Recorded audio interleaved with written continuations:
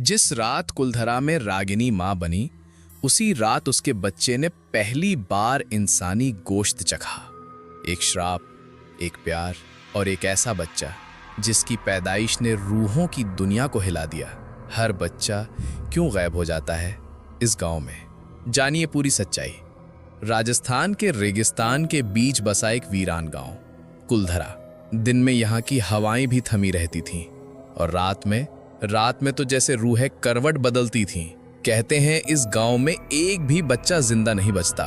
जो भी जोड़ा अपने बच्चे को लेकर यहाँ बसने की कोशिश करता है, बच्चा कुछ ही दिनों में गायब हो जाता है और फिर मिलता है उसकी मां की कोख में एक खालीपन के साथ। साल 2023, जयपुर की एक यूनिवर्सिटी में पढ़ने वाले दो छात्र, रागिनी और वीरेंद्र। वीरेंद्र राजपूत खून का लड़का, तन में तगड़ा, मन में बवंडर, और रागिनी सांवली, बड़ी बड़ी आंखों वाली, बिहारी बोलचाल वाली सीधी साधी लड़की। पर जब मुस्कुराती तो सूरज भी बादल में छुप जाए। कॉलेज टूर के लिए जब कुलधरा की ट्रिप लगी तो सबने हाँ की। रागिनी और वीरेंद्र पहली बार साथ बैठकर लॉन्ग ड्राइव पर निकले। बीच रास्ते में वीरेंद्र ने उसका हाथ पकड़कर कहा, रागिनी, तेरी आंखों में कुछ ऐसा है जो मरघट में भी जान डाल दे। रागिनी मुस्कुरा दी और पहली बार उसका सर वीरेंद्र के कंधे पर आ टिका। शाम ढलते ढलते बस कुलधरा गांव पहुंची। गाइड ने कहा, रात यहीं रुकेंगे, पर एक बात याद रखना, कोई भी खाली मकान में मत जाना और बच्चों के बारे में बात मत करना। वीरेंद्र को यह सब दकियानूसी लगा। रात को जब सब सो गए तो वो रागिनी का हाथ पकड़कर बाहर निकला। चल बेबी, पुराना मकान देखा जाए, शायद रोमांस का भी मौका मिले। रागिनी झिझकी, पर वीरेंद्र की बाहों में खुद को खो बैठी। एक टूटा फूटा हवेली जैसा घर था जिसके अंदर दोनों दाखिल हुए। दीवारें टूटी थीं पर वीरेंद्र की बाहें मजबूत थीं। उसने रागिनी को दीवार से टिकाया, उसकी जुल्फें कान के पीछे की और होठों से होठ मिलने लगे। रागिनी की सांसें तेज होने लगीं और वीरेंद्र की मर्दानगी उफान पर। रात वहीं बीत गई जिस मकान में कभी किसी रजवाड़े की रानी रहती थी, जिसकी कोख कभी बांझ थी और जो हर बच्चे से नफरत करती थी। सुबह रागिनी को उल्टी आने लगी।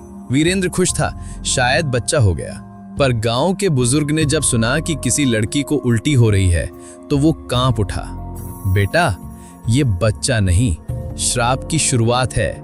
यहाँ जो भी गर्भवती होती है उसका बच्चा कुछ ही रातों में गायब हो जाता है और माँ पागल। रागिनी हंस पड़ी। ऐसी बातें सिर्फ डराने के लिए होती हैं। पर उस रात को जब वीरेंद्र उठा तो देखा रागिनी कमरे में नहीं है। चारों तरफ ढूंढा तो एक पुराने कुएं के पास से उसकी चीख सुनाई दी।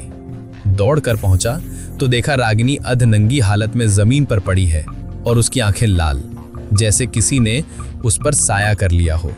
वीरेंद्र, मेरा बच्चा, कोई मुझे अंदर से खींच रहा है, बचा लो। उसका पेट हिल रहा था जैसे अंदर कोई जीव पल रहा हो। वीरेंद्र उसे उठाकर वापस लाया।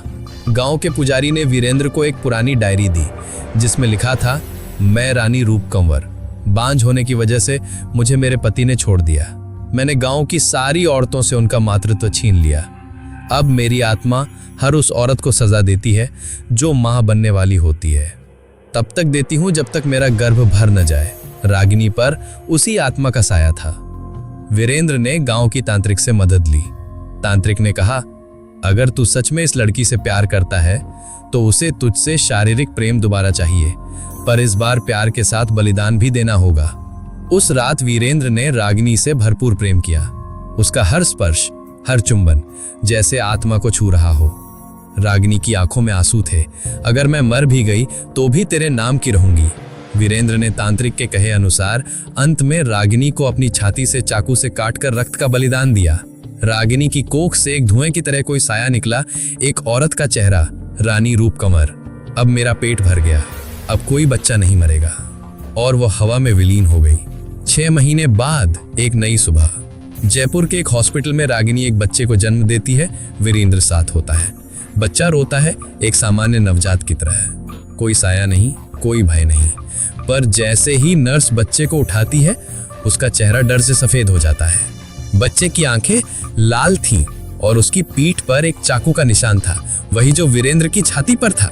इस कहानी से हमें यह सीखने को मिलता है कि सच्चा प्रेम चाहे भूत हो या इंसान, रूह तक उतर जाता है।